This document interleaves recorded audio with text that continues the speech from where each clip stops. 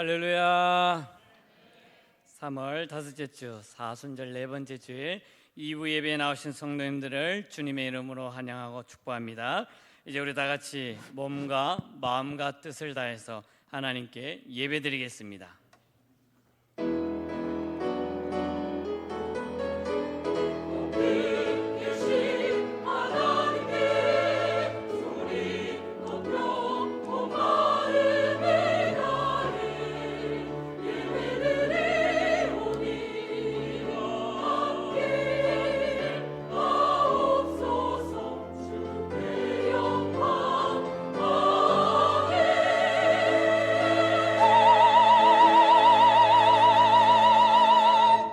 하나님은 영이시니 예배하는 자가 영과 진리로 예배할지니라. 아멘. 거룩하신 하나님 아버지, 오늘도 거룩하고 복된 주일을 허락하여 주시며 하나님 앞에 예배로 나아갈 수 있도록 인도해 주심을 감사합니다. 이 시간 드려지는 예배를 온전히 기쁘게 받아주시고 하나님의 영광만 가득 나타나는 귀한 예배로 삼아 주시옵소서. 예수님의 이름으로 기원하옵나이다. 아멘. 이 시간 한 주간의 삶을 돌아보며 하나님 앞에 참회의 기도를 드리겠습니다.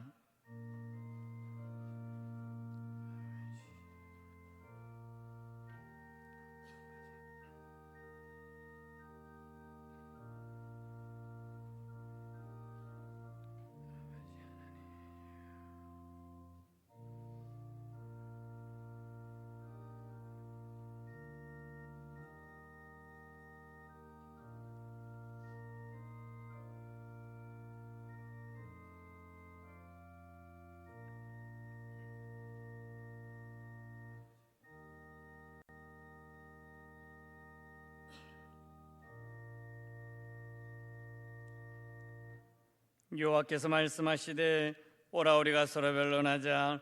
너의 죄가 주홍 같을지라도 누군가 같이 이어질 것이요 진홍같이 붉을지라도 양털같이 희게 되리라. 아멘. 사도신경 신앙고백 하시겠습니다. 나는 전능하신 아버지 하나님 천지의 창조주를 믿습니다. 나는 그의 유일하신 아들 우리 주 예수 그리스도를 믿습니다. 그는 성령으로 잉태되어 동정녀 마리아에게서 나시고 본디오 빌라도에게 고난을 받아 십자가에 못 박혀 죽으시고 장사된 지 사흘 만에 죽은 자 가운데서 다시 살아나셨으며 하늘에 오르시어 전능하신 아버지 하나님 우편에 앉아 계시다가 거기로부터 살아있는 자와 죽은 자를 심판하러 오십니다. 나는 성령을 믿으며 거룩한 공교회와 성도의 교제와 죄를 용서받는 것과 몸의 부활과 영생을 믿습니다. 아멘. 다 함께 일어나셔서 찬양 드리겠습니다.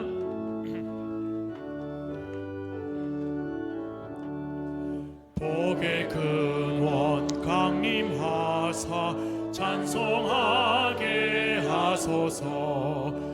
한량없이 자비하신 청량할 길 없도다. 천사들의 찬송가를 내게 가르치소서. 구속하신 그 사랑을 항상 찬송합니다. 주의 크신 도움 받아 이때까지 왔으니 이와 같이 전국에도 이르기를 바라네. 하나님의 품을 떠나 죄에 빠진 우리를 예수 구원하시려고 보혈 흘려 주셨네. 주의 귀한 은혜 받고 일생 빚진 자 되네. 주의 은혜 사슬 되사 나를 주께 매소서. 우리 마음은 연약하여 범죄하기 쉬우니 하나님이 받으시고 전국인을 지소서. 아멘.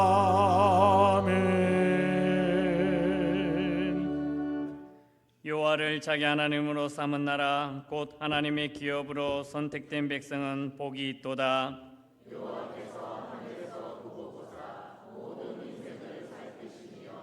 곧 그가 거하시는 곳에서 세상의 모든 거민들을 굽어 살피시는도다.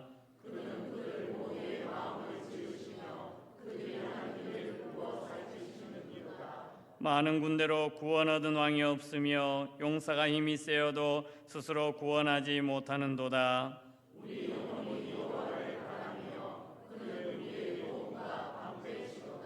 우리 마음이 그를 즐거워하며 우리가 그의 성호를 의지하였기 때문이로다.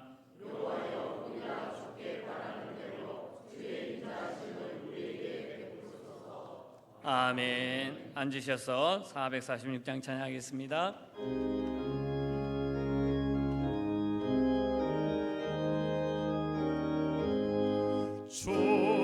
충성 외에는 참 기쁨 없도다.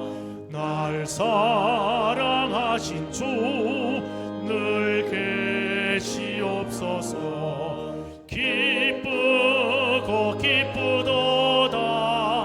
항상 기쁘도다. 나 주께 왔사오니 복 주옵소서. 나 주께 왔으니 복 주시옵소서. 주 함께 계시면 큰 시험 이기네. 기쁘고 기쁘도다. 항상 기쁘도다. 나 주께 왔사오니 복 주옵소서. 주 떠나가시면 내 생명 헛되네. 기쁘나 슬플 때 늘 계시옵소서. 기쁘고 기쁘도다. 항상 기쁘도다. 나 주께 왔사오니 복 주옵소서. 그 귀한 언약을 이루어주시고 주 명령 따를 때 늘 계시옵소서. 기쁘고 기쁘도다. 항상 기쁘도다. 나 주께 왔사오니 복 주옵소서.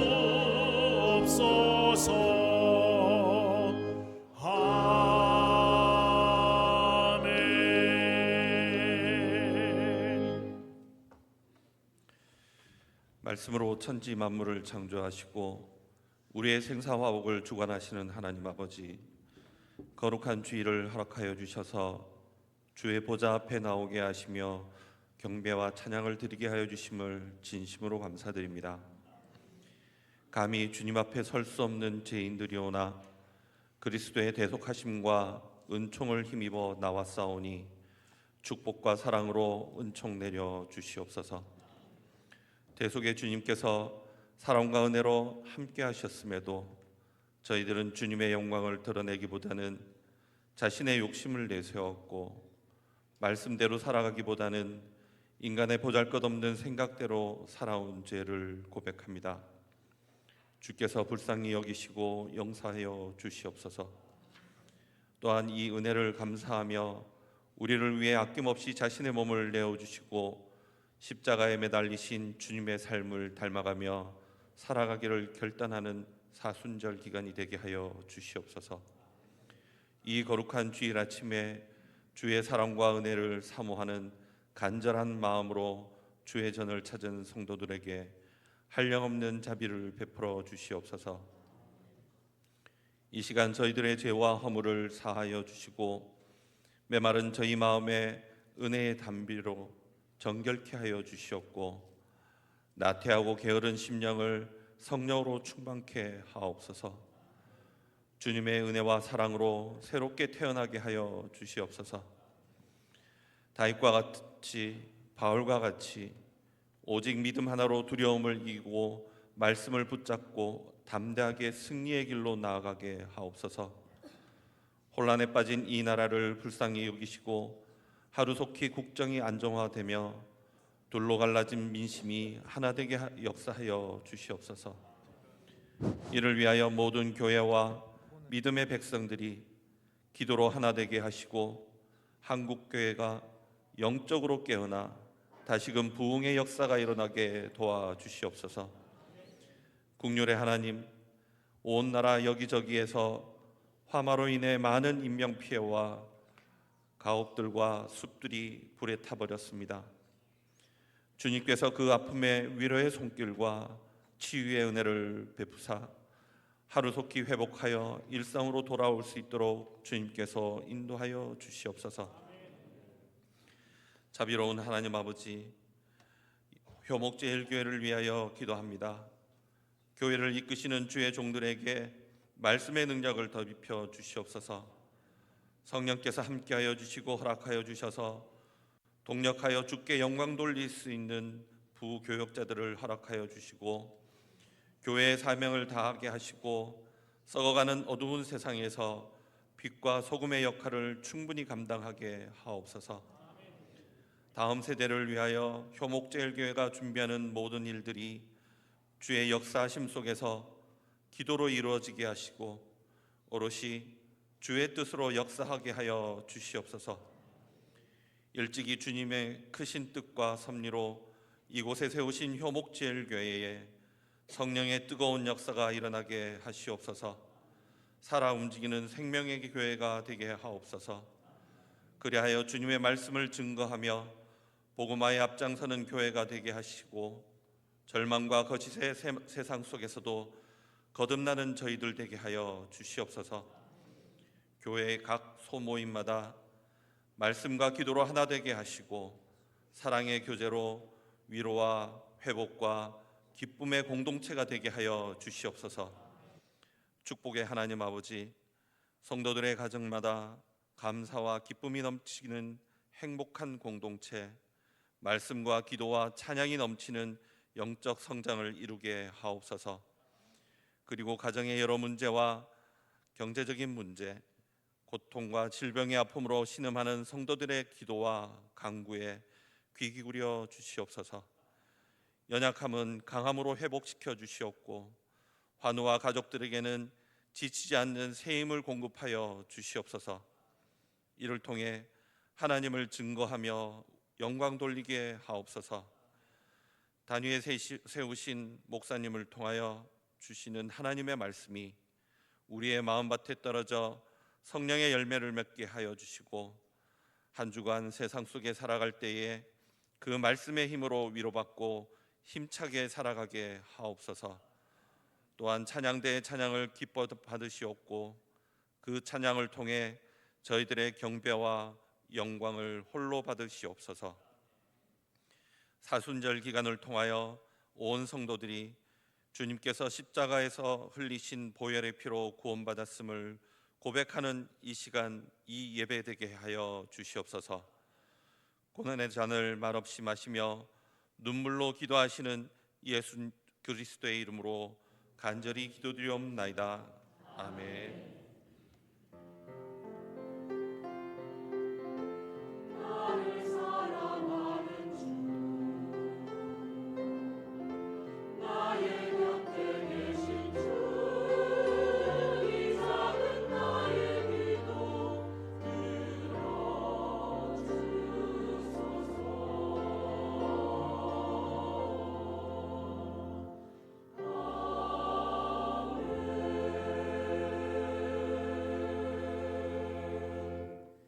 이 시간 우리 주신 하나님의 말씀은 고린도후서 5장 16절부터 21절까지의 말씀입니다. 신약성경 292면 고린도후서 5장 16절부터 21절까지의 말씀입니다.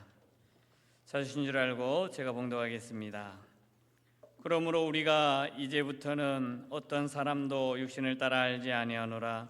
비록 우리가 그리스도도 육신을 따라 알았으나 이제부터는 그같이 알지 아니하노라. 그런즉 누구든지 그리스도 안에 있으면 새로운 피조물이라. 이전 것은 지나갔으니 보라 새 것이 되었도다.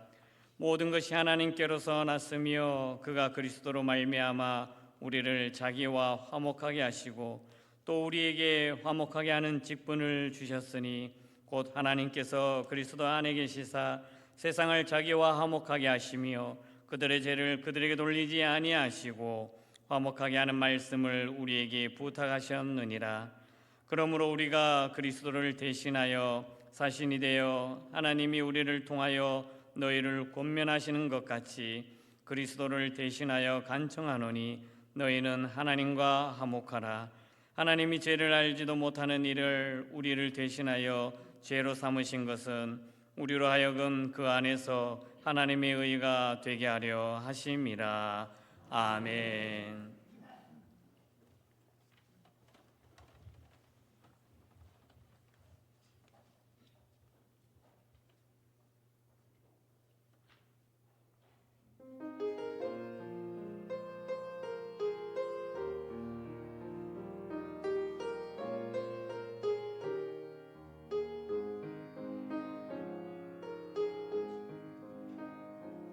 우물가의 여인처럼 낭구했네.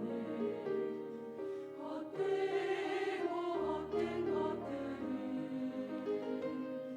그때 주님 하신 말씀 내 세매와 생수를 마셔라.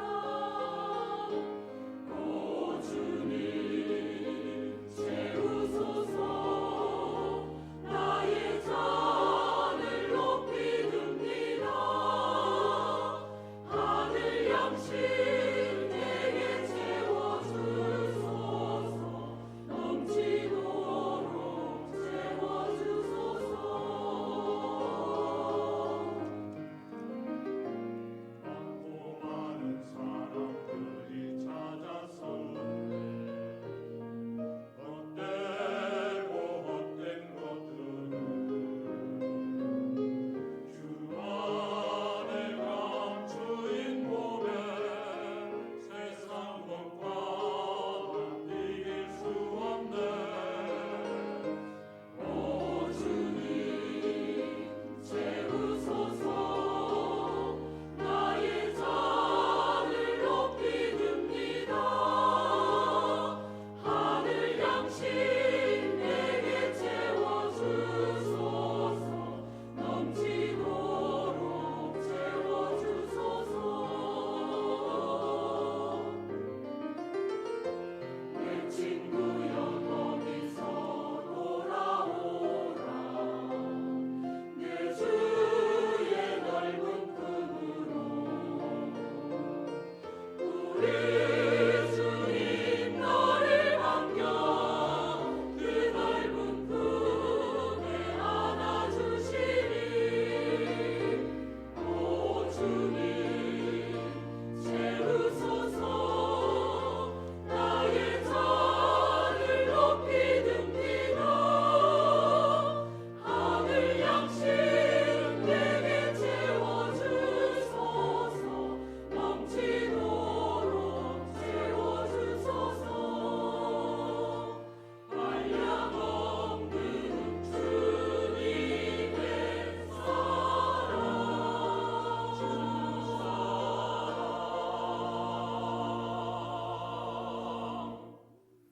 아멘. 우리 하나님께 영광 박수 올려드리겠습니다. 시온 찬양대의 귀한 찬양 감사드립니다. 또 우리 장로님의 기도, 간절한 기도 하나님께서 들어 응답하실 줄 믿습니다. 우리 자화분들에게 한번 인사하겠습니다. 참 잘 오셨습니다.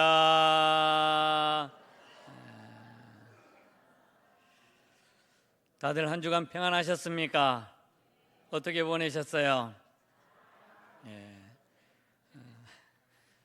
전국적으로 상황은 힘들고 어렵지만 그래도 불구하고 하나님께서 베풀어 주신 모든 은혜를 생각하며 기쁨과 감사의 삶을 살아가는 우리 모든 공동체가 될 수 있기를 간절히 소망합니다. 오늘 말씀을 생각하면서 우리가 고린도 후서에 대해서 간략하게 생각을 좀 해보려 합니다. 고린도 후서는 사도 바울이 세웠습니다. 사도 바울이 세웠고요. AD 55년부터 57년경에 마게도니아에서 기록한 편지 형태의 말씀입니다. 그리고 그 내용을 보면 고린도 교회와 관계 회복되는 말씀, 그리고 사도 바울이 이제 편지를 쓰면서 사도직을 변호하는 그런 모습의 내용이 담겨져 있습니다. 고린도 교회는 사도 바울이 2차 전도 여행 때 개척한 교회였습니다. 2차 전도 여행을 보게 되면 어떤 결과가 초래됐습니까? 이제 1차를 끝난 다음에 2차로 전도할 때는 바나바와 결렬하죠. 바나바와 결렬을 한 후에 사도 바울은 신라와 함께 유럽으로 향해서 복음을 전하게 되죠. 그러면서 신라의 유럽의 선교가 이제 사도 바울과 함께 본격적으로 이제 시작을 하게 되는 것입니다. 그 가운데 이제 지도를 보게 되면 그 지도를 자세히 보면 고린도가 도대체 어디에 있느냐라고 했을 때 가운데 약간 왼쪽에 있습니다. 마게도냐라는 글자 밑에 쭉 내려오면 아가야 그리고 아덴이 있고 그 옆에가 고린도 교회입니다. 그런데 저기 지도를 보면 마게도냐, 아가야, 아덴이 어디냐면 지금의 그리스입니다. 아덴이 지금의 그리스 수도인 아테네입니다. 아테네를 성경 당시에는 아덴이라고 했습니다. 그런데 고린도는 거기 아덴의 바로 옆쪽에 있는 항구 도시죠. 여러분들도 보시다시피 주변은 다 바다로 되어 있습니다. 그래서 항구 도시로 있었고 무역이 참 발달되었습니다. 다음 사진 한번 볼까요? 그런 고린도에 보게 되면 이렇게 아폴로 신전터가 있습니다. 어마어마한 아폴로 신전이 있고 지금도 터만 남아 있습니다. 그렇다면 원 건물이 얼마나 당시에 어마어마했겠습니까? 그리고 사도 바울이 복음을 전할 때 그렇게 그 지역의 고린도는 문화적으로도 엄청나게 발달되었다라는 것이죠. 오른쪽에 있는 사진은 고린도에서 이제 바울을 기념하여서 작은 교회를 세웠습니다. 지금 현재 가면은 볼 수 있는 교회고요.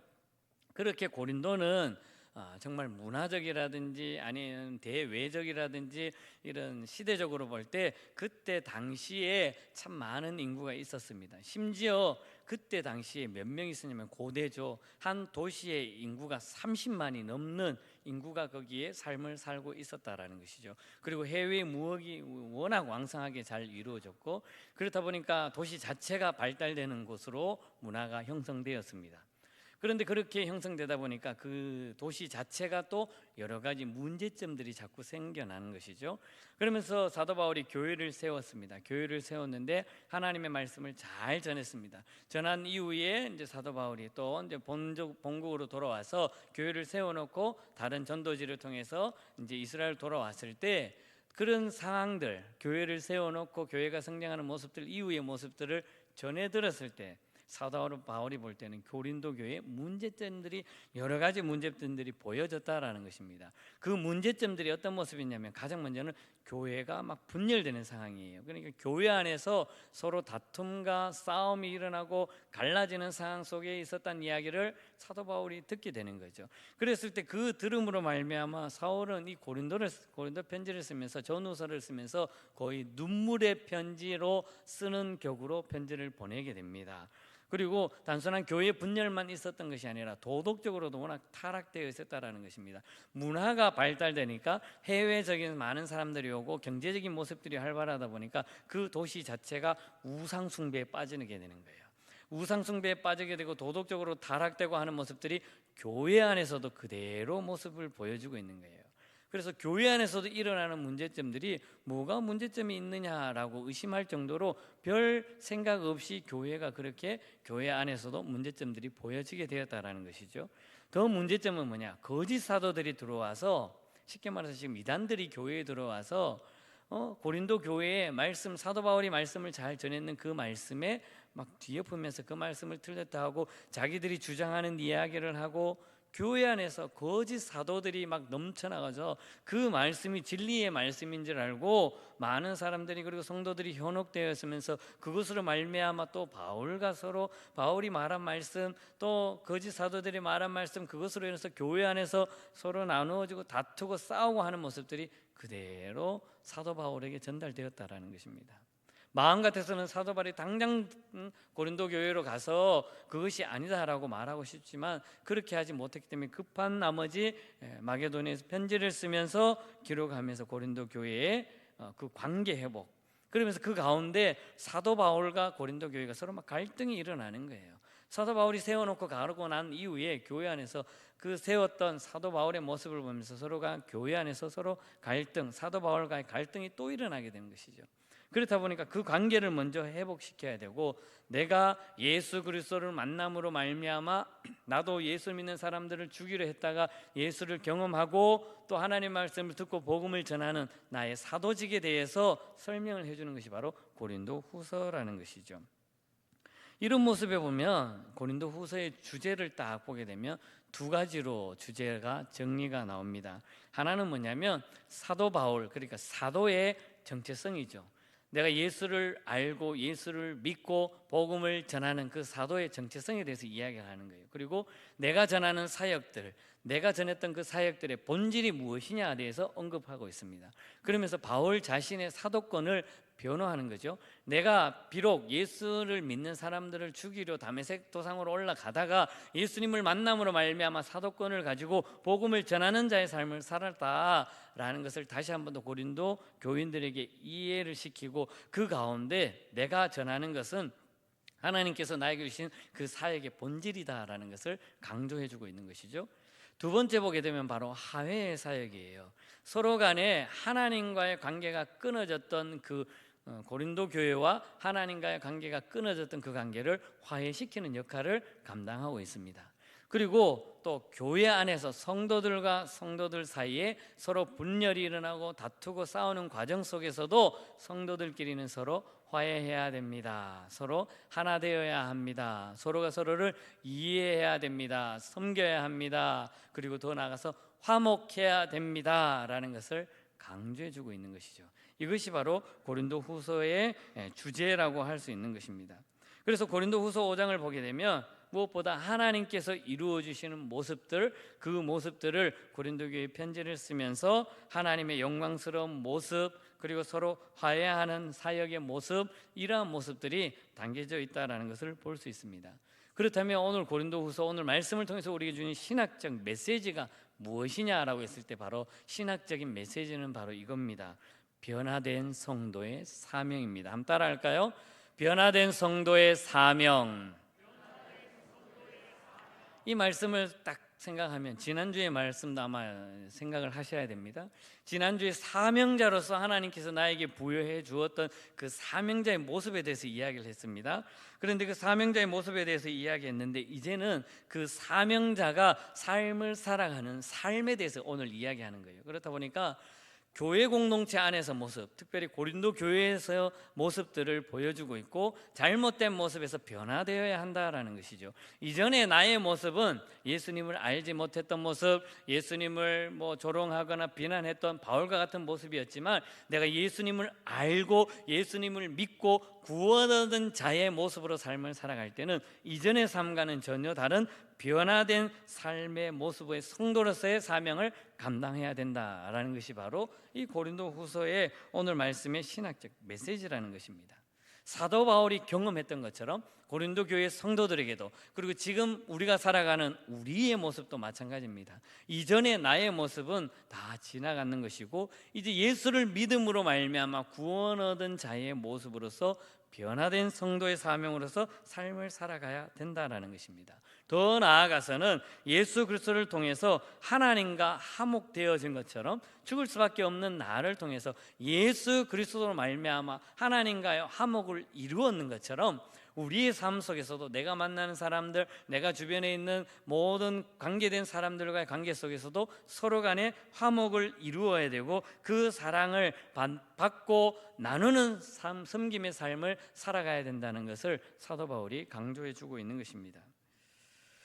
미국의 스탠포드 대학교의 심리학 교수인 캐롤 드웩 여 교수님께서 책을 하나 썼는데요. 그 책이 제목이 뭐냐면 마인드셋이에요. 마인드셋이라는 책인데 쉽게 우리말로 번역을 하면 마음가짐이라는 책이에요. 그래서 이 심리학 교수님께서 자기가 인생에 있어서 이분은 어떤 분이 아주 유명하냐면 인생의 삶을 살아가면서 어떤 일을 함에 있어서 많은 사람들이 동기부여를 합니다. 인생의 모습에서 삶을 살아가는 그 모습에서 동기부여를 해주어요. 그리고 동기부여를 해주면서 학습적인 모습에서 심리학을 연구하다 보니까 그 모습에서 아주 세계적인 권위를 가진 학자입니다. 그런데 이 저자가 마인드셋이라는 것을 이제 쓰면서 어떤 이야기를 했냐면 성공과 실패의 원인에 대해서 타고난 재능을 가진 사람이 있는 반면 그렇지 않은 사람이 있다라고 이야기를 합니다. 그래서 많은 사람들이 이제 고정형 마인드셋이라고 말합니다. 고정형 마인드셋이라는 것은 고정형 마음가짐, 즉 내가 태어나면서부터 가지는 것, 그러니까 내가 가지고 있는 능력 아니면 내가 가지고 있는 재능, 내가 가지고 있는 태어나면서부터 내가 가지고 누릴 수 있는 것들을 그것으로 말미암아서 인생이 결정된다. 성공과 실패가 모든 것이 이루어진다라고 하는 고정형 마인드셋에 대해서 이야기를 했고요. 또 아니다. 이것은 성장형 마인드셋이다. 즉 성장형 마음을 가지고 삶을 살아가는 사람으로 두 부류가 나눈다. 정말 성장형으로서 어떤 마음을 가지느냐에 따라서 그 사람이 열심히 삶을 살아가면서 성공과 실패가 주어진다라는 것을 정리해 놓았습니다. 그 정리해 놓은 것이 여러분 왼쪽에 보이는 표로 이렇게 정리를 되었습니다.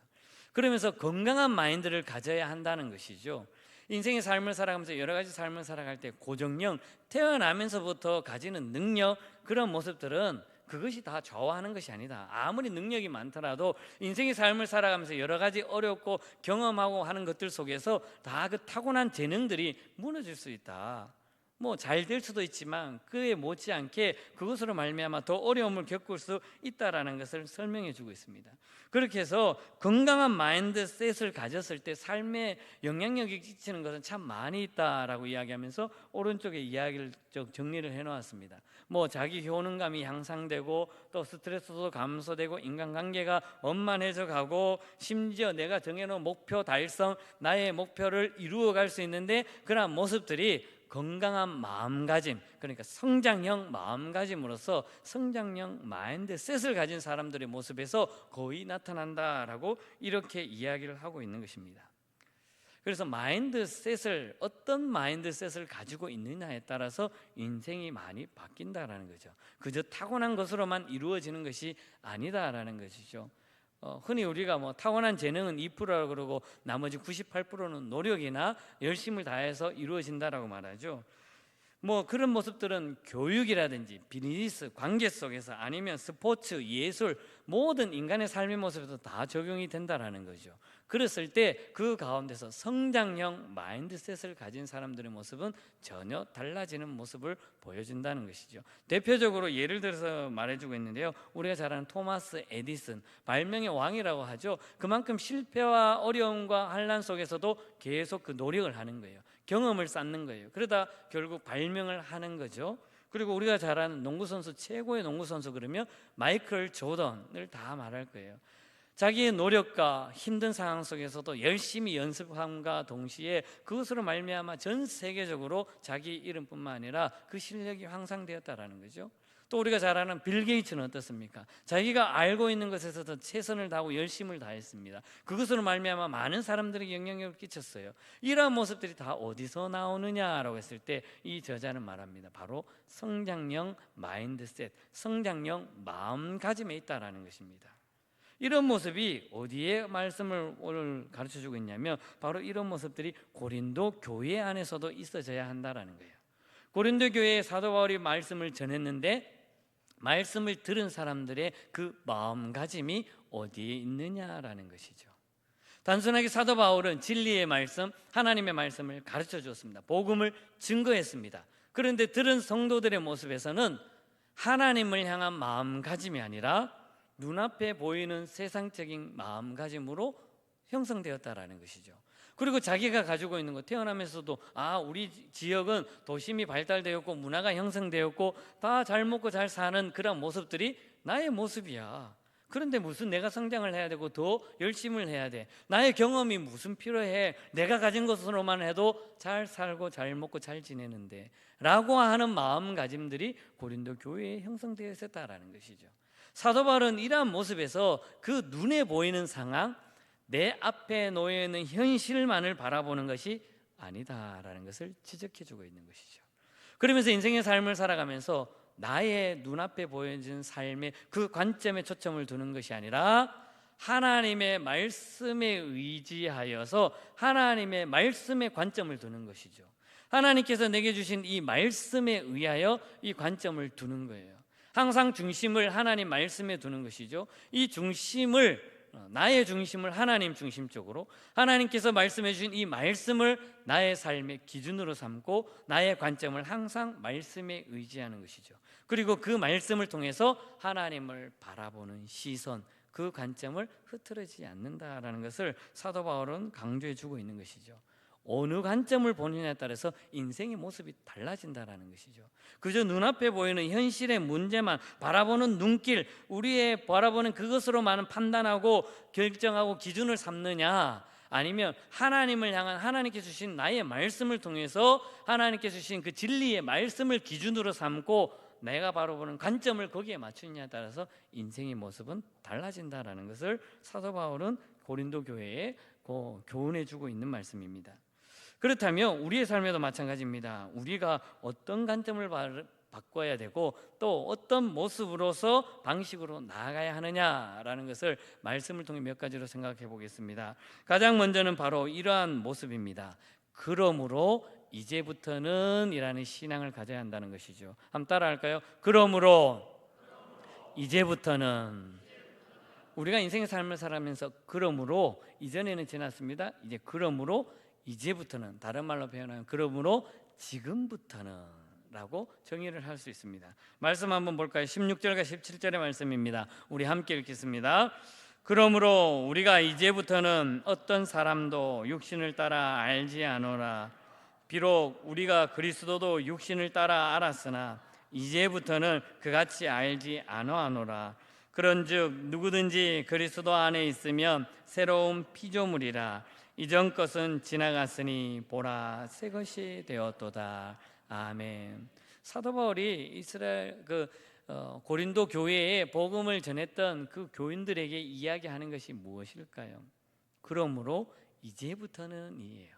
그 전에 내가 복음을 전했고 또 지금 교회 안에서 여러 가지 문제들이 일어났지만 그것은 다 지나갔다라는 거예요. 그러니까 그러므로 이제부터는 이라는 말씀을 전하고 있는 것이죠. 그래도 오늘 말씀 16절과 17절의 말씀을 보니까 이제부터는 이라는 말씀이 두 번이나 강조해 주고 있습니다. 고린도 교회인들에게 그래, 그 전에 여러 가지 상황과 형편은 내가 너희들 잘 안다. 그러나 그러므로 이제부터는 이 이야기를 하는 거예요. 그러면서 너희들도 이제부터는 그같이 알지 못했지만 이전 것은 다 지나갔다.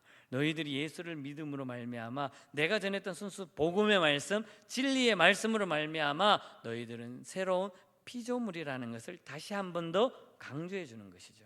그래서 그러므로 이제부터는 이라는 사고와 그러한 관점으로서 하나님의 말씀을 비춰봐야 되는 거예요. 그리고 하나님의 말씀을 따라 순종해야 되는 거예요.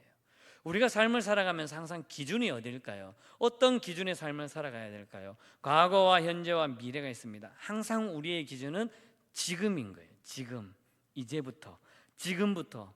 이전은 어떨까요? 이전은 과거의 모습은 하나님께서 항상 우리의 삶에 간섭해 주셨어요. 하나님께서 은혜를 부어주셨기 때문에 내가 지금 서 있는 거예요. 그러면 항상 우리는 지금부터가 시작인 거예요. 그러므로 이제부터는. 그래서 사도 바울이 고린도 교회에 강조하는 것이 바로 너희들이 지금 여러 가지 모습 알고 있어. 너희들의 교회의 모습들 상황 다 알아. 그래. 그러나 그러므로 이제부터는 아니야. 이제부터는 달라져야 돼. 이제부터는 변화된 성도의 사명을 너희들이 가져야 돼 라고 하는 것이 바로 핵심 메시지라는 거예요. 그들에게 가르쳐주는 교훈이라는 것입니다. 이 교훈은 우리에게도 그대로 교훈해주고 있음을 믿으시기를 바라겠습니다. 현재를 살아가고 있는 우리의 모습, 예수를 믿고 예수님을 따라가는 저와 여러분들의 삶 속에서도 그러므로 이제부터는 우리는 새로운 피조물이고 이전 것은 지나갔고 새로운 삶의 모습으로서 우리는 변화된 성도의 사명을 이루면서 삶을 살아야 한다라는 것이 바로 오늘날 우리가 살아가고 있는 사도 바울이 우리에게 주시는, 하나님께서 우리에게 주시는 교훈의 말씀인 것을 믿으시기를 바라겠습니다. 우리가 잘 아는 갈라디아서 2장 20절의 말씀을 잘 압니다. 우리 함께 읽어볼까요? 내가 그리스도와 함께 십자가에 못 박혔나니 그런즉 이제는 내가 사는 것이 아니요 오직 내 안에 그리스도께서 사시는 것이라. 이제 내가 육체 가운데 사는 것은 나를 사랑하사 나를 위하여 자기 자신을 버리신 하나님의 아들을 믿는 믿음 안에서 사는 것이라. 아멘. 우리가 저 갈라디아서 2장 20절의 말씀을 통해서 노래로도 참 많이 부르죠. 내가 그리스도와 함께 십자가에 못 박혔나니 그런즉 이제 내가 산 것 아니요 라고 하는 이 복음성가를 부르면서 예수님께서 나를 위하여 십자가에 지신 그 모습을 생각하면서 이전의 나의 삶은 예수님께서 십자가에 지심으로 말미암아 그 모든 것은 다 사라졌습니다. 이후의 삶은 어떨까요? 하나님 관점, 하나님의 말씀만을 의지하는 모습, 그리고 하나님과 나와의 관계 속에서 말씀에 순종하며 나아가는 모습, 변화된 삶의 모습, 그 모습으로 삶을 살아가야 한다라는 것입니다. 이러한 삶을 살아가는 저와 여러분 될 수 있기를 바라겠습니다. 그러므로 이제부터는 온전한 변화된 성도의 모습으로 나아가는 우리 모든 공동체가 될 수 있기를 간절히 소망합니다. 두 번째로 우리가 관점을 바꾸고 다른 시선으로 나아가야 할 것은 바로, 두 번째는 바로 이겁니다.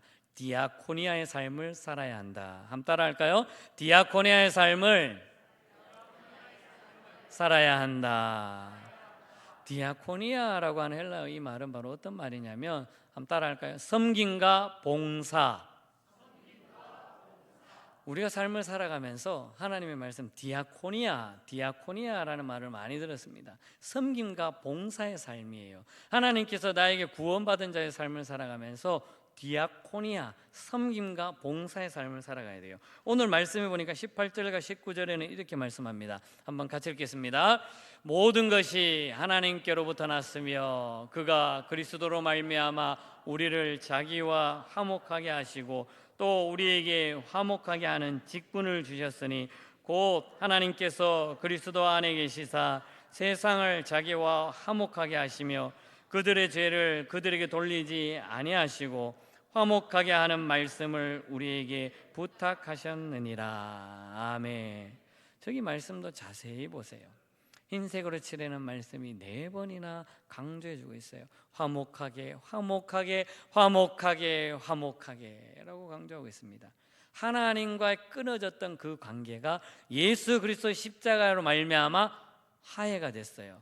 화목하게 되었어요. 하나가 되었다라는 것입니다. 그런데 저 가운데 보면 세 번째 줄에 우리에게 화목하게 하는 직분을 주셨다라고 합니다.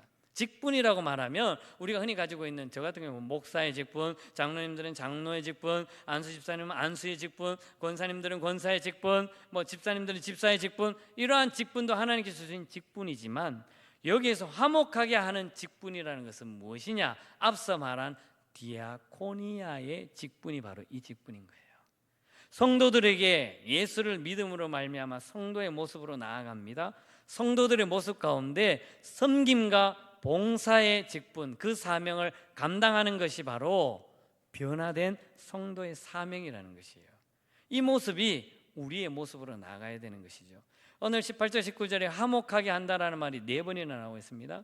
오늘 일부 예배 때 특송을 하신 우리 육종환 안수집사님께서 찬양을 했는데 어떤 찬양을 하면 사랑하는 자들아 우리가 서로 사랑하자, 이 찬양을 했습니다. 그런데 그 찬양의 마지막 절에 보게 되면 주님께서 우리를 화목제물로 오셨다라는 가사의 내용이 있어요. 화목제물로 예수님께서 우리를 위하여 이 땅에 오셨어요. 왜? 끊어진 그 관계를 예수님께서 몸소 십자가를 지시면서 화목제물을 만들어 주셨어요.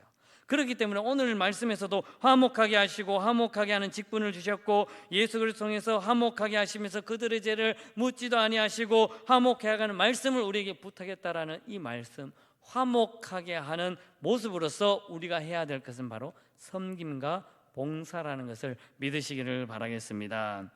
하나님께서 우리에게 말씀하시는 것은 세상 속의 삶을 살아가면서 그리스도인의 모습으로서 성도의 변화된 사명이에요. 성도의 변화된 모습이에요. 그 모습이 디아코니아의 모습으로 보여져야 된다는 것이에요. 단순히 교회 안의 공동체만으로서 삶을 사는 것이 아니라 내가 어디를 가든지 무엇을 하든지 내가 누구를 만나든지 어떤 상황과 형편에 놓여 있든지 간에 하나님은 우리를 통해서 예수 그리스도를 보내주시면서 그 예수님께서 화목 제물로 나를 대신해 죽으셨습니다. 그렇다면 나에게 준 것도 세상 속에서 나도 화목제로 말미암아 구원 얻은 그 모습에 세상 속에서 온전한 변화된 삶의 모습으로 나아가야 한다라는 것입니다. 즉 하나님과 관계뿐만 아니라 세상 사람들 나 외에 다른 그 누구를 만나든지 간에 화해하는 모습으로서 화목 제물의 역할을 우리가 감당해야 된다는 것입니다. 좀 더 다른 표현으로 표현할까요? 우리가 세상 속의 삶을 살아가면서 나의 모습, 구원 얻는 자의 모습을 통해서 선한 영향력을 끼쳐야 되는 거예요. 그리스도인의 모습이 바로 선한 영향력인 거예요. 사역자의 모습이에요. 사명자의 모습이라는 것입니다. 그 모습이 바로 화목하게 하신 예수님의 모습대로 삶을 살아가며 우리가 닮아가며 순종하는 삶이라는 것을 믿으시기를 바라겠습니다. 19절의 말씀을 쉬운 성경으로 보면 더 이해하기 쉽게 되어 있습니다. 함께 읽어볼까요? 19절입니다. 하나님께서는 그리스도 안에서 이 세상을 하나님 자신과 화목하게 하셨으며 사람들의 죄를 묻지 않으셨습니다. 그리고 하나님께서는 우리에게 화목해야 하는 말씀을 맡기셨습니다. 아멘. 이렇게 쉬운 성경으로 풀어서 말씀합니다. 즉 하나님께서 우리를 위해서 화목제물 독생성자 예수님을 보내주셨고 그 예수님께서 화목제물로 받은 우리들이 또한 말씀을 우리에게 부탁하셨다라는 거예요. 너희들도 세상의 삶을 사는 성도들의 모습도 내가 독생성자 예수님을 보낸 것처럼 화목제물로 보낸 것처럼 너희들이 세상 속에서도 화목제의 모습으로서 화목하게 하는 삶을 세상 속에서 살아가야 된다라는 것을 말씀해 주고 있는 것입니다. 이런 모습이 바로 진정한 성도, 변화된 성도의 삶이라는 것을 믿으시기를 바라겠습니다. 세 번째로 마지막 말씀을 통해서 사도 바울이 고린도 교회와 우리에게 주신 교훈은 바로 우리는 위탁받은 대사라라는 정신이에요. 한번 따라할까요? 위탁받은 대사다. 오늘 말씀을 보게 되면 어떻게 되어 있냐면 20절과 21절의 말씀입니다. 함께 읽겠습니다. 그러므로 우리가 그리스도를 대신하여 사신이 되어 하나님이 우리를 통하여 너희를 권면하시는 것 같이 그리스도를 대신하여 간청하노니 너희는 하나님과 화목하라. 하나님이 죄를 알지도 못하신 이를 우리를 대신하여 죄로 삼으신 것은 우리로 하여금 그 안에서 하나님의 의가 되게 하려 하심이라. 아멘. 저 말씀에서도 제가 따로 색칠을 안 했지만 눈치가 빠르신 분들은 말씀을 보면서 이 말씀이 계속 또 반복되네 라는 것을 캐치하셨을 것입니다. 그 말씀은 바로 대신하였다라는 거예요. 대신했어요. 예수님께서 하나님을 대신하여서 사신으로 이 땅에 오셨습니다. 그 예수님께서 십자가를 지셨어요. 그런데 그 예수님을 믿는 우리 또한 예수님 대신에 사신이 된 거예요. 사신이라고 말하면 원래 사신, 대사 이런 말은 어떻습니까? 그 원뜻을 보게 되면 연장자 아니면 어르신, 존경받는 자, 대신하는 자라는 말을 쓰잖아요. 대신해서 대사로 보내는 거예요. 각 나라 옛날에 왕이나 황제가 이제 다른 나라와 교육을 하고 문화를 할 때 항상 대신을 보내죠. 대신 사신을 보냅니다. 나를 대신해서 사신을 세워서 그 사신을 보내어서 무역을 하거나 관계를 맺으면서 서로 나라와 나라끼리 서로 협력했던 모습들이 보여지잖아요. 그런 것처럼 왕을 대신해서 사신을 보낸 거예요. 하나님을 대신해서 예수 그리스도를 보내주셨다라는 거예요. 그 예수님을 대신해서 우리를 통해서 화목 제물로 만들어 주셨습니다. 그런데 그 예수님을 믿는 이제 우리 또한 우리도 하나님께서 우리에게 주신 위탁받은 대신 대사라는 거예요. 흔히 해외에 가서 어떤 일을 감당하면서 위기를 처했을 때 우리가 가장 먼저 의지해야 될 것은 그 나라에 있는 그곳에 한국 대사관을 찾아가면 돼요. 어떤 위기와 어려움이 생겼을 때 많은 사람들이 해외에서 어떻게 될지 모를 때는 무조건 대사관 연락처를 알아서 대사관을 찾아가서 지금 내가 겪는 이 어려움이 있는데 해결해 주세요라고 도움을 요청하면 그 대사관은 그 나라에서 한국 자국민에 대해서 어떠한 모습을 해도 다 도와줍니다. 그 대사가 어떤 대사입니까? 나라를 대신해서 타국에서 그 자국민들을 위해서 대신해서 일을 다 해주고 책임져 주는 거예요. 그러한 모습이 바로 대사관을 역할을 해야 되고 대사들이 하는 모습이에요. 그렇다면 우리 또한 하나님을 믿는 하나님의 자녀들이 세상 속에서 하나님께서 부어주신 위탁받은 대사인 것을 늘 기억해야 된다는 것이에요. 그렇다면 우리가 세상 속의 삶을 살아갈 때 하나님의 말씀에 수행하면서 하나님과 화목됨을 우리는 이루면서 삶을 살아가야 돼요. 20절 말씀을 쉬운 성경에는 또 이렇게 이야기하고 있습니다. 함께 읽겠습니다. 그러므로 우리는 그리스도를 대신하여 일하는 대사입니다. 하나님께서는 우리를 시켜 여러분을 구원하십니다. 이제 그리스도를 대신하여 여러분을 구원합니다. 하나님과 화목하십시오. 아멘. 쉬운 성경으로 표현해주고 있습니다. 하나님을 대신했던 예수 그리스도, 그리고 예수님을 믿는 우리들도 하나님께서 우리에게 대신하여서 말씀해주고 있고, 그러면서 그 상황 속에서 하나님과 화목하라라고 말하고 있습니다. 하나님과 화목하고 또한 세상 속에서도 화목한 모습으로 나아가야 된다라는 것입니다. 그것을 이루기 위해서는 내가 하나님께서 나에게 주신 하나님의 위탁받은 대사인 것을 우리는 잊으면 안 된다는 것이죠. 사도 바울이 고린도 교인들에게 말씀을 전하면서 하나님의 대사로서 내가 너희들에게 하나님의 말씀을 세워주고 내가 떠났는데 그 대사 역할을 왜 제대로 감당하지 못하느냐라는 것이죠. 세상의 유혹과 눈앞에 보이는 가치관과 세상의 문화와 그리고 거짓 사도들에 의해서 왜 넘어지냐라고 말하고 분열이 왜 일어나냐라는 거죠. 내가 너희들에게 말씀을 전할 때는 하나님의 대사로서 대신하여서 세워주었는데 그 사명자 역할을 왜 감당하지 못하느냐라고 다시 한 번 더 교훈해 주고 있는 말씀이라는 거죠. 우리가 잘 아는 로마서 8장 1절과 2절의 말씀입니다. 우리 한번 같이 읽어볼까요? 그러므로 이제 그리스도 예수 안에 있는 자에게는 결코 정죄함이 없나니 이는 그리스도 예수 안에 있는 생명의 성령의 법이 죄와 사망의 법에서 너를 해방하였음이니라. 아멘. 우리는 예수 그리스도로 말미암아 그 전에 내가 가지고 있던 죄가 모두 다 해방되었습니다. 생명의 성령의 법이 죄와 사망의 법에서 다 해방시켰다라고 사도 바울은 자신 있게 말하고 있습니다. 우리의 삶에도 마찬가지입니다. 비록 세상 가운데 삶을 살아갑니다. 눈앞에 보이는 가치관도 있고 눈앞에 보이는 시선도 있고 눈앞에 보이는 관점도 있습니다. 그러나 내 생각, 내 방법, 내 뜻, 세상의 모든 가치관을 내려놓고 하나님을 향한 시선으로 하나님을 바라보며 그러므로 이제부터는 삶을 살고 그리고 하나님과 화목된 모습으로서 디아코니아의 모습, 섬김과 봉사의 모습으로 나아가고 하나님께서 나에게 주신 대사의 사명을 충실히 감당함으로 말미암아 하나님이 원하시고 하나님이 기뻐하시는 온전한 삶을 살아가는 우리 모든 공동체가 될 수 있기를 주님의 이름으로 간절히 축복합니다. 기도하겠습니다. 거룩하시고 사랑이 많으신 하나님 아버지, 주님의 은혜를 생각할 때마다 감사드립니다. 지난 한 주간도 평안히 지켜주시고 오늘도 복된 주일로 주님 앞에 나아갈 수 있도록 인도해 주심을 감사합니다. 오늘도 들은 말씀을 머릿속으로 생각하게 해주시고 가슴으로 느끼게 해주시고 삶 속에서 온전히 주의 뜻을 순종하며 나아가는 우리 모든 공동체가 될 수 있도록 인도하여 주시옵소서. 감사드리며 예수님의 이름으로 기도드리옵나이다. 우리 앉으신 채로 봉헌하면서 찬양드리겠습니다.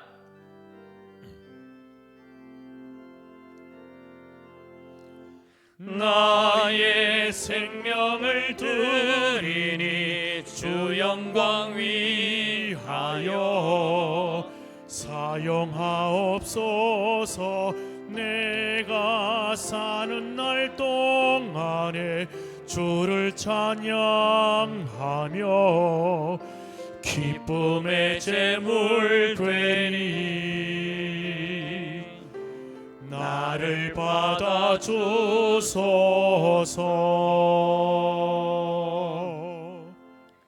거룩하시고 사랑이 많으신 하나님 아버지, 참 감사합니다. 죽을 수밖에 없는 나를 예수 그리스도의 보혈로 말미암아 구원 얻게 해주시고 하나님의 은혜를 누릴 수 있도록 인도해 주심을 감사합니다.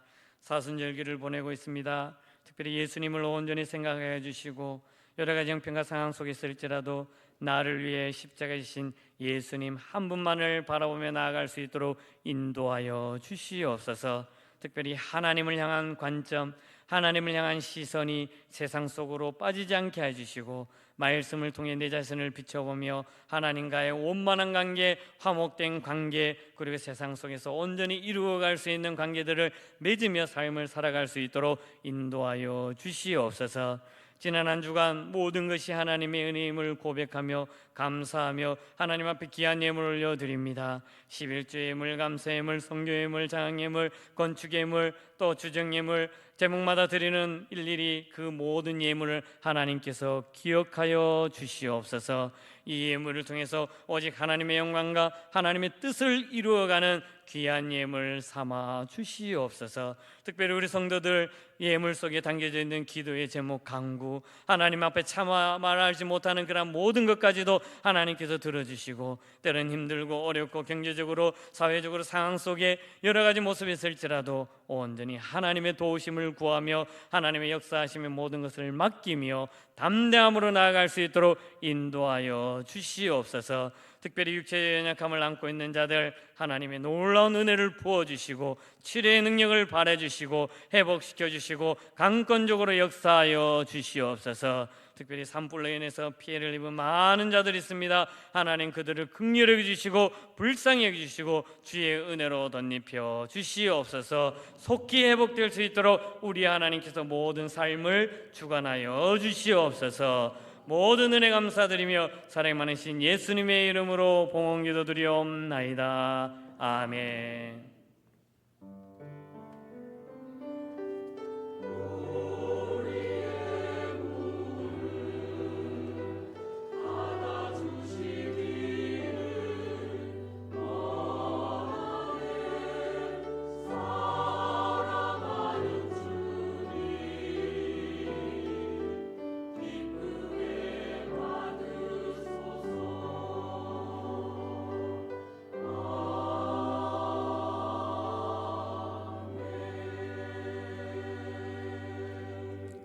할렐루야. 3월 5째 주일 2부 예배에 나오신 성도님들을 환영합니다. 저분들의 인사하겠습니다. 말씀대로 살아갑시다. 승리하며 삶을 살아갑시다. 교회 소식 전해드리겠습니다. 먼저 예배입니다. 사순절 4번째 주일을 보내고 있습니다. 사순절을 의미 있게 보내시고 주님의 고난과 경건과 절제 모습으로 나아갈 수 있는 우리 모든 공동체가 될 수 있기를 바라겠습니다. 구역 정동원 및 교구 예배가 오늘 오후 찬양 예배 시에 있습니다. 교구별로 드리니까 오시면 식사하신 후에 올라오셔서 각 교구별로 앉으시고 그리고 구역 이름이 다 적혀져 있습니다. 우리 구역장님과 권찰님들께서는 구역원들을 신경 써주셔서 함께 한 자리에 앉아서 찬양하며 기도하며 말씀으로 기쁨으로 나아가는 귀한 자리가 될 수 있기를 간절히 소망합니다. 다 참석해 주세요. 온가족 특별 새벽교회가 4월 5일 토요일 오전 5시 30분에 본당이 됐습니다. 성도님들의 많은 참여와 함께 우리가 기도자의 자리로 나아갈 수 있기를 간절히 소망합니다. 이여전도의 헌신 예배가 4월 6일 다음 주일 오후 2시 본당에서 있습니다. 특별히 강사로는 성서 남부교회를 담임하시며 우리 교회 부교육자로 계셨던 박주성 목사님께서 오셔서 말씀을 증거해 주시겠습니다. 특별히 이여전도뿐만 아니라 우리 온 성도들 기도로 준비해 주시면 감사하겠습니다. 모임입니다. 구역장 권찰회가 4월 1일 화요일 오전 10시에 있고요. 말투스 전도대가 4월 3일 목요일에 있겠습니다. 우리 2, 4분기 정기재직회가 4월 6일 다음 주일 2부 예배 후에 본당에서 있겠습니다. 수료식은 잠시 후에 하도록 하겠습니다. 성경 천독 대행진의 930호로 차필룡은 대건사님, 931호에 이예분 집사님께서 하셨습니다. 우리 축하 박수 드리겠습니다. 수고하셨습니다. 감사합니다. 여전도의 중간으로 당근마켓 계속 진행되고 있습니다. 4월 마지막 주까지 실시를 하니까 우리 성도님들 많이 관심 가져주시고 많이 적극적으로 또 이용해 주시고 참여해 주시면 감사하겠습니다. 오늘 점심 식사 시에 떡과 과일은 우리 양예숙 교육전사님 가정에서 공개해 주셨습니다. 감사합니다. 잘 먹겠습니다. 추가 광고를 드리도록 하겠습니다. 먼저 장려 광고입니다. 보성 2구역에 계시는 우리 박미성 집사님 모친 되시고 문명훈 집사님 장모님께서 별세하셨습니다. 그래서 오늘 위로 예배가 오늘 오후 4시에 대구 전문 장례식장 302호에서 있겠습니다. 교회 출발은 오후 3시 30분에 하도록 하겠습니다. 함께 하실 분은 시간 맞춰 오시면 감사하겠습니다. 이상으로 교회 소식을 마치겠습니다. 우리 다 같이 일어나셔서 결단 찬송 찬양드리겠습니다.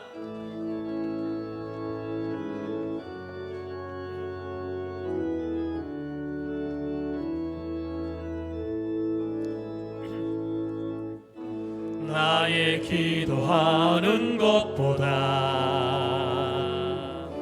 더욱 응답하실 날이 나의 생각하는 것보다 더욱 이루시는 하나님 우리 가운데 역사하시 능력대로 우리들의 간구함을 넘치도록 능히 하실 주님께 모든 영광과 존귀 찬양과 경배를 돌릴지어다. 모든 영광과 존귀 찬양과 경배를 돌릴지어다. 죄송합니다. 우리 성도님들 자리에 잠시 앉아주시기 바라겠습니다. 수료식을 못했습니다. 제가 지금 정신이 없습니다. 앉아주시기 바라겠습니다. 수료식 하도록 하겠습니다.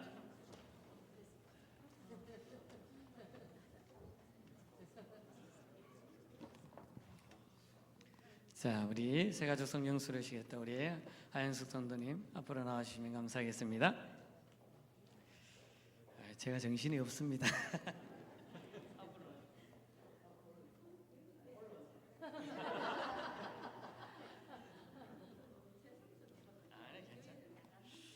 수료증서 제2025 이름 하영숙 1955년 4월 19일생. 위의 사람은 본교의 새가족 성경 모주 과정을 모두 다 마쳤으므로 이 증서를 수여합니다. 주 2025년 3월 30일 효목제일교회 담임목사 석경환. 증서를 드리겠습니다.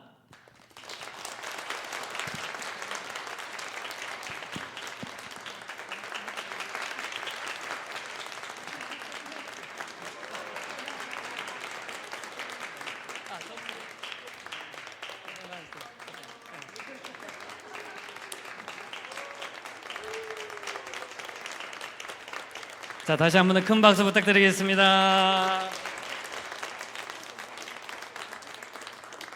이제 기도하겠습니다. 지금은 우리 주 예수 그리스도의 은혜와 하나님 아버지의 한량없는 사랑하심과 성령님의 인도교통 역사 위로 역사 충만하심이 하나님을 향한 올바른 시선으로 삶을 살아가고자 다짐하며 세상을 향해 담대히 나아가는 사랑하는 자녀들 머리머리 위에와 이들의 가정과 자녀손들 위에와 하는 모든 일들 위에와 이 나라와 이 민족과 특별히 산불로 인해 피해를 입은 많은 자들 위에 이제부터 영원토록 함께 하시기를 간절히 축원하옵나이다. 아멘.